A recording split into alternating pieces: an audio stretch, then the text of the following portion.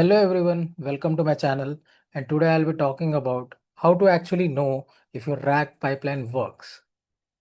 So let me ask you something uncomfortable. You have built a RAG pipeline, maybe it's running in production, users are asking questions, it's retrieving the documents, it's generating the answers, and when you look at the few outputs, honestly they seem fine. But here's the thing, seem fine is not an evaluation strategy. Seems fine is how you end up shipping a hallucination machine into a customer facing product. So in this video, we are going to fix that. We are going to build a real mental model for RAG evaluation. What to measure, why those things matter, and exactly which tool in 2025-2026 give you the best signal. And we are going to talk about the elephant in the room. When your evaluator is itself an LLM, how do you think you can trust that? By the end of this video, you will have a complete evaluation framework you can apply to any rack system. Not vibes, numbers, diagrams, addition 3, the whole thing. So let's first find out why RAG evaluation is uniquely hard. So the two component problem. Most AI evaluation is end to end. You give the model a prompt, you check the output. Simple, right? But RAG breaks the paradigm because there are two distinct failure modes and they fail independently. So you can have a perfect retriever and a hallucinating generator, or you can have a garbage retriever and a generator that's smart enough to paper over the bad context with plausible sounding nonsense. End-to-end metrics will miss both of these cases. So this is the core insight that RAGAS was built around. So you need component level evaluation, not just the system level. And let me tell you why BLEU and ROUGE fails here. So if you have done NLP work before, you might reach for BLEU or ROUGE scores. So there are token overlap metrics. So they compare how many words in your generated answer match the reference answer. So the problem here is when the RAG, a perfectly valid answer can use completely different phrasing than your reference. So BLEU would score it low, a completely wrong answer that happens to share vocabulary with the reference. So the BLEU will score this high. So these metrics were designed for machine translation, not factual question answering over documents. Another is the reference problem is that traditional evaluation assumes you have a ground truth. So the right answer is there, okay, which is compared against. But where does that come from? Someone has to write it, right?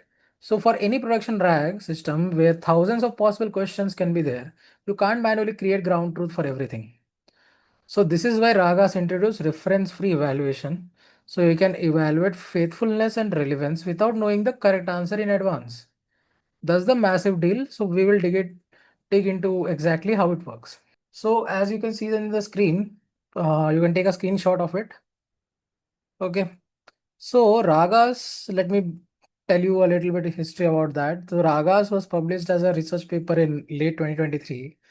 It was presented in a ESCL 2024. So the core thesis evaluate the RAG pipeline reference free using LLM as a judge. So there are 4 core metrics. Let's go through each one. So one is the faithfulness. Okay. So the faithfulness measures whether every claim in the generated answer is actually supported by the retrieved context. The way RAGAS calculate this is elegant. So it uses a LLM to decompose the generated answer into individual atomic claims. Then for each claim it asks, can this be verified from the provided context or not? Okay, the faithfulness score is simply the number of verified claims divided by the total claims. It ranges between 0 to 1. Okay, for example, as you can see, Paris is a capital. Okay, the context says that Paris is a capital of France. Answer says Paris is the capital of France, and is the most populated city in the EU. So the second claim isn't in the context. So faithfulness gets ditched. So if there is a score of 1, every single claim the LLM made can be directly tracked back to the retrieved documents. If the score is 0.5, half of your claims are hallucinated or not grounded in the context. If the score is 0.0, the LLM is making everything up regardless of what you retrieve. So faithfulness is your hallucination detector. If this score is low, your generator is adding information that isn't in your knowledge base, which is exactly the problem RAG was supposed to solve. So the next matrix is answer relevancy. So this also ranges between 0 to 1. So answer relevancy measures whether the generated answer actually addresses the user question or not. So this is different from faithfulness. You can be perfectly grounded in your context but still fail to answer the question. So the calculation method here is interesting. So RAGAS ask an LLM to generate multiple hypothetical questions that can, for that given answer, would be a good response to. Then it calculates the cosine similarity between those generated questions and the original questions. If there is high similarity, then high answer relevancy.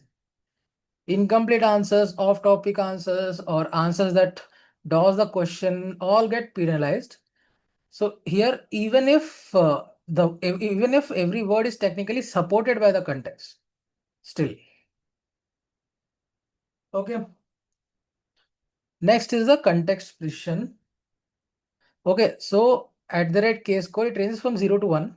So context precision evaluates your retriever's ability to rank relevant chunks above irrelevant ones. So this is critical. If you retrieve 10 chunks and only two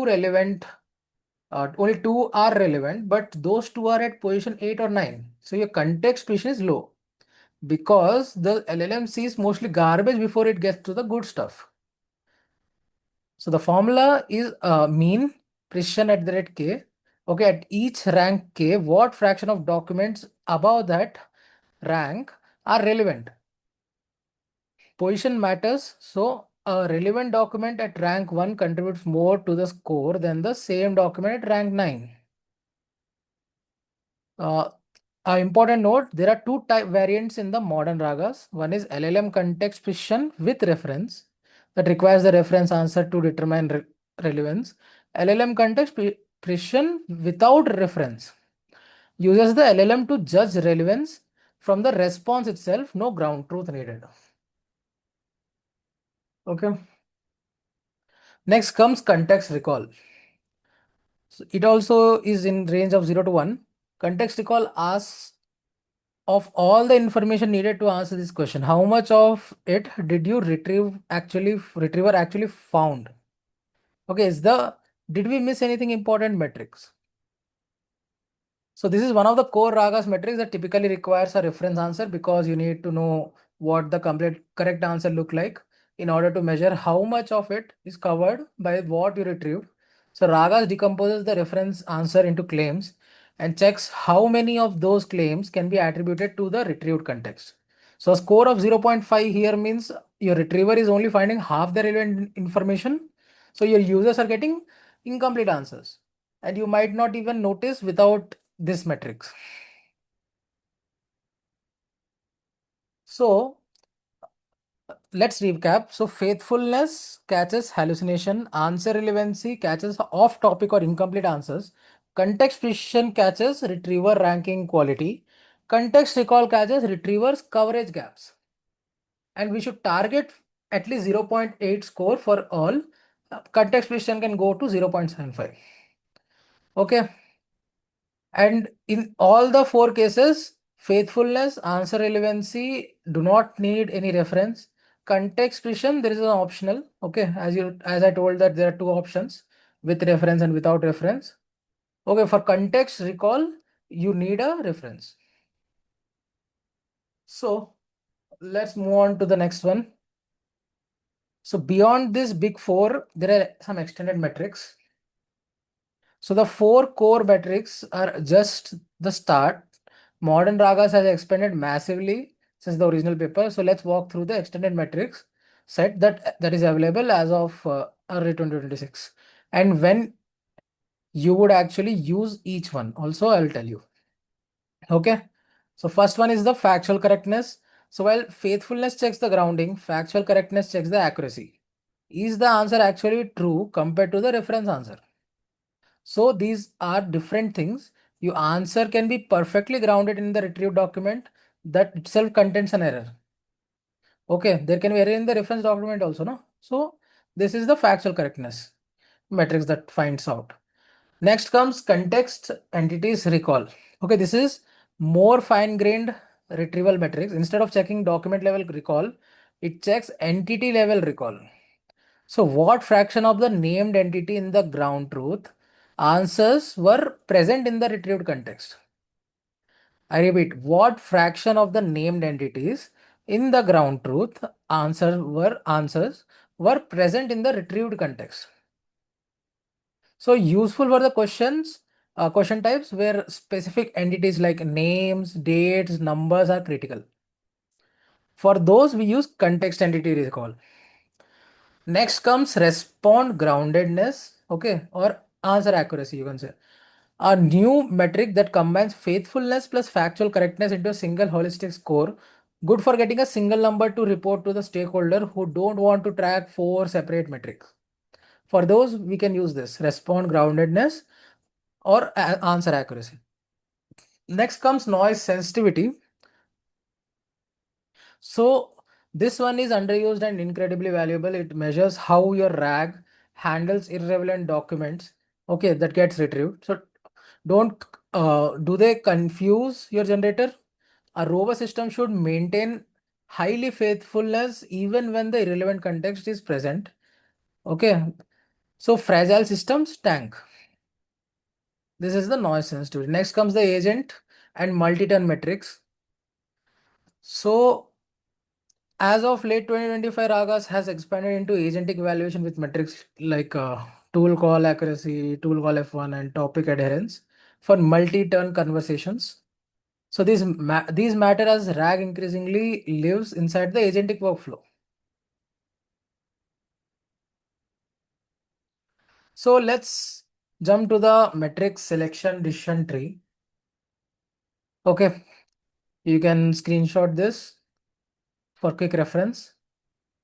So we start with what are you trying to find out? If is my LLM hallucinating, then faithfulness. Okay, my retrieved finding relevant docs or not to find the context precision. Is my retriever finding enough documents? Is context recall. Is the answer actually useful to the user? Answer relevancy. Is the answer factually correct versus ground truth? Factual correctness.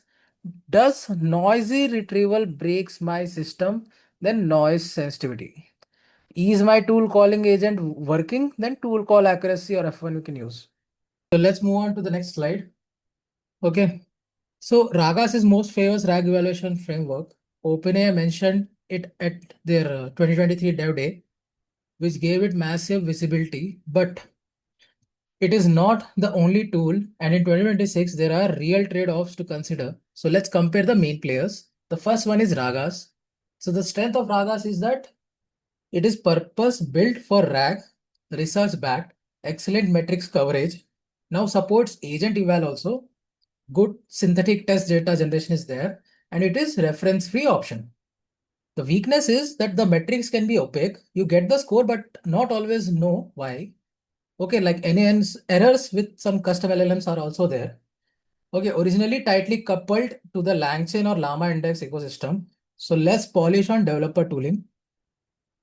It is best for research-oriented teams. Okay, teams running experiment-driven evaluation, anyone who wants the most RAG-specific metric coverage. Next comes DeepEval, okay, by Confident AI. So the strength is that it is pytest native, okay, treats LLM evaluation like any unit test, excellent debuggability, tells you why a metric scored low, CI/CD integration is there. Okay, so broad metrics support beyond RAG is there. So like agents, conversations, safety. So JSON confinable LLM judges. So red teaming built-in is also supported. But the weakness is not as RAG specific as RAGAS, commercial platform from Confident AI for team features. So it's best for engineering first team who wants evaluation in the testing pipeline production system. Okay, that it needs CI gates. Next comes TruLens. Okay, so it has great explainability via feedback functions. Every evaluation decision is auditable. Originally built by Stanford researchers, good for real-time monitoring during development. But the weakness is that it lost momentum after Snowflake acquisition. Less active development relative to RAGAS or DeepEval. No synthetic data generation is there and weaker agentic support. It is best for the teams who prioritize explainable evaluation over the breadth of metrics. Next comes LangSmith. Okay, so the strength is that it has deep LangChain integration, managed SaaS with excellent tracing, human in loop feedback is there, workflows, and best UI of the bunch. Weakness is that vendor lock-in to LangChain ecosystem, commercial product it is for evaluation features is there. Less specialized for RAGAS or DeepEval is best for the team already in the LangChain ecosystem who wants observability plus evaluation in one place. Next comes MLflow, LLM Evaluate. So the strength is it is free, integrates with the existing MLflow pipelines, good for the team already using MLflow for ML experiment tracking. But the weakness is that it is less specialized for RAG than RAGAS. Okay, thinner metric library, less active community around the LLM eval specifically. It is best for a team with the existing MLflow infrastructure who wants evaluation without a new tool. So you could take a screenshot of this just for a quick reference. So my take is that RAGAS and DeepEval are not competitors, they're complements because we use RAGAS for rich RAG specific metrics coverage and experiment driven evaluation. We use DeepEval when you want pytest integration and need to explain why something scored poorly. Let's move to the next part, that is if we use LLM as a judge. Okay, it is a meta problem. So here's something nobody talks about enough. RAGAS, DeepEval, TruLens, they all use an LLM to evaluate your LLM. Okay, you're using GPT-4o to judge whether GPT-4o hallucinated. So is that okay, do you think? The short answer is yes, with caveats. So the long answer is that this is an active area of research and the results are actually more encouraging than you might expect. The original RAGAS paper, okay, validated that their metrics against a human annotated data set called WikiEval. Okay, the result showed that RAGAS showed strong correlation with human judgments, particularly for faithfulness and answer relevance. So multiple follow-up studies have confirmed that the strong LLM GPT-4 class acting as a judge achieves Pearson correlation of greater than 0.85 with expert human raters on faithfulness task. So why does this work? Because the LLM isn't being asked to generate creative content, it is being asked to do claim verification, a task it is genuinely good at. Okay, so does this sentence contains information that contradicts this paragraph? Is a much more constrained task than a write me an essay. The known biases to watch for. Okay, one is the position bias. Okay, LLM judges tend to favor information. Okay, in the position bias, LLM judges tend to favor the information presented earlier in the context. So this can inflate faithfulness scores for answers that are reference early from the chunks. Okay, next is verbosity bias. Longer, more detailed answers sometimes get higher scores even when they are less faithful. So the judge is impressed by the volume. Next comes self preference. Okay, self preference when using the same LLM for generation and evaluation. Okay, when we using the same LLM for generation and evaluation, the judge may rate its own output more favorably. Okay, where possible, use a different model family for evaluation than for generation. Next bias is model ceiling. Okay, using a weaker model like GPT 3.5 class as a judge for output from GPT 4 can produce unreliable scores. So the judge needs to be at least as capable as the generator. So some of my practical recommendation would be we use GPT-4o or Claude Sonnet class models as a judge. Okay. Don't cheap out on the evaluator. Okay. The temperature should be 0 for evaluation. You want deterministic scores and run evaluation multiple times and average scores for stability. Spot check LLM judge output against human ratings on a small sample. Consider non-LLM metrics like rogue, exactly match, entity recall as a sanity check. So let's move on to the next slide. So knowing the theory is one thing, having a working eval system is another. Here's the practical playbook for standing up a real evaluation pipeline. So the first step is building your test data set. So this is the hardest part of evaluation is getting your test data. So you have three options here. One is you can create a manual golden data set. Okay, write 50 to 100 questions, answers pair by hand, source from your document. Okay, this is your gold standard. It is expensive but and slow.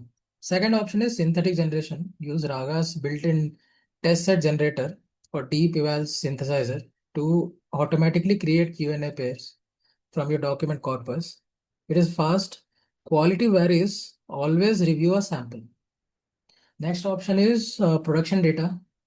So log the real users queries and manually label a subset.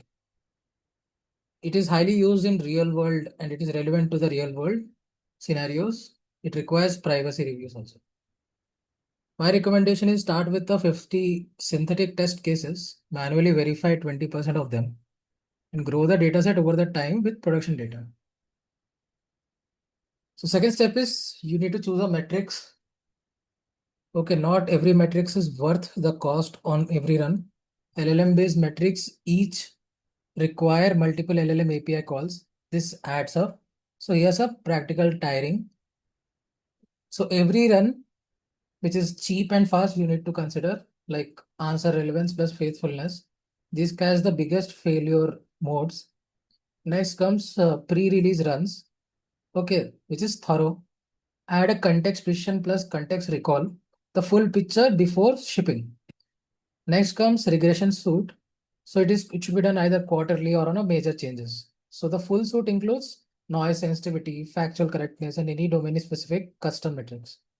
So next step is set thresholds and create continuous integration gates. Without thresholds, metrics are just dashboards. So with thresholds, they become gates. So in DeepEval, you can write something like assert faithfulness score greater than equal to 0.8. And if your RAG pipeline scores below that after a code change, then the CI pipeline fails. So this is how you prevent regression when you are iterating on your chunking strategies.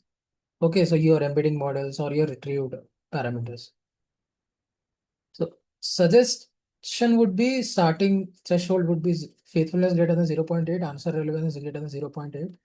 Context precision also greater than 0.75, context recall 0.8.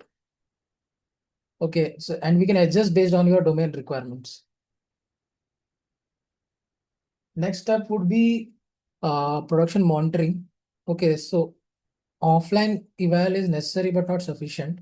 So your document corpus changes, user query pattern drift, and model gets updated.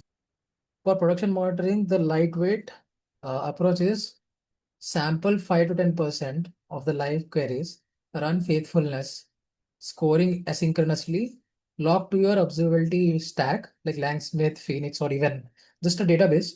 Okay, and alert when 7 days rolling average drops below the threshold. So the evaluation pipeline flowchart would be describe like as shown in the screen. Okay, document corpus, synthetic test generation, test data set, then RAG pipeline. Okay, then retrieved output plus generator output. Then comes the metric scoring like RAGAS, DeepEval. If it passed the threshold, then yes, ship, or else no. Debug retriever or generator is done then, and we iterate this process, whole process. Okay.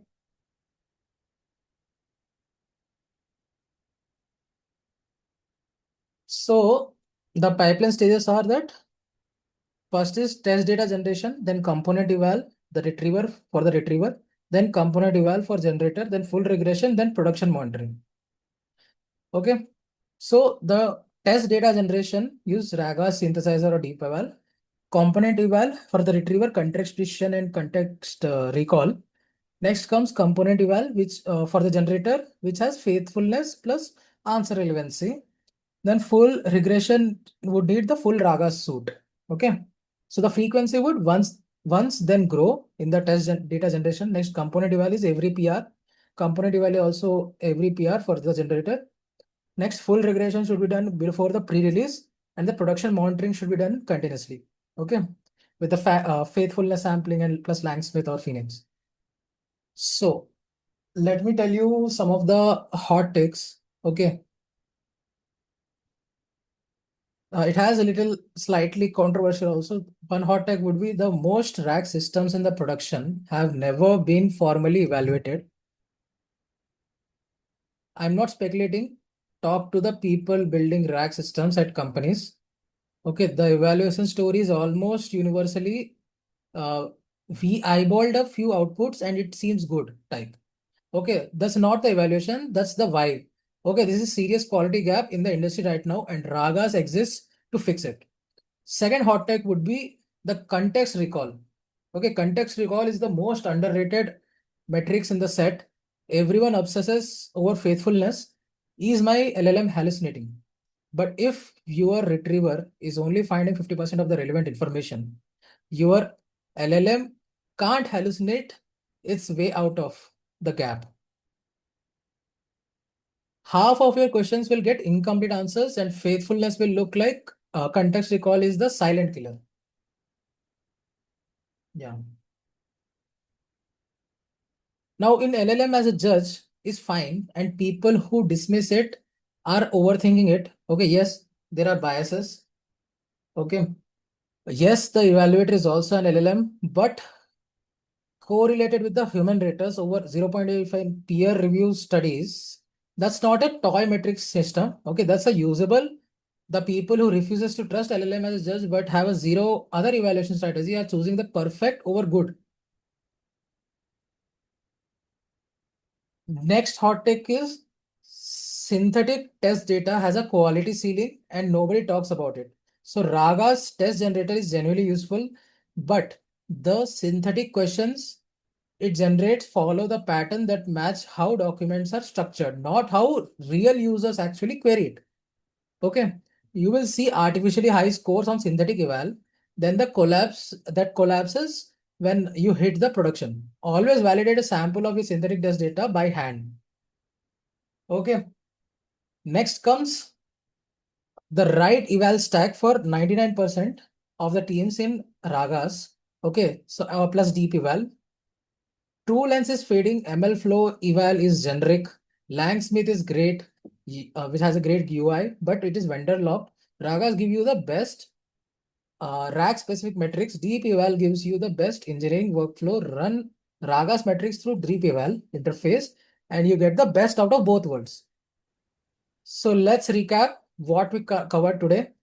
Why RAG evaluation is harder than the standard LLM evaluation, the two component problem. Why BLEU or ROUGE fails and what reference free evaluation means. Okay, the four core RAGAS metrics, that is faithfulness, answer relevance, context precision, and context recall. Extended metrics like factual correctness, noise sensitivity, agent metrics. So the tool landscape, RAGAS versus DeepEval versus TruLens versus LangSmith, LLM as a judge, why it actually works, what biases to watch for, a practical four-step pipeline, test data, metrics, CI threshold, production monitoring. So if you haven't evaluated your RAG pipeline yet, your homework before the next video is to install RAGAS and run the four core metrics on at least 20 of your own QA pairs. So you're going to find out something unexpected. I guarantee it. So drop a comment. What score did you get when you ran a RAGAS on your system? I want like this video if it helped. Subscribe if you want the rest of the series and I'll see you in the next one. Stay tuned.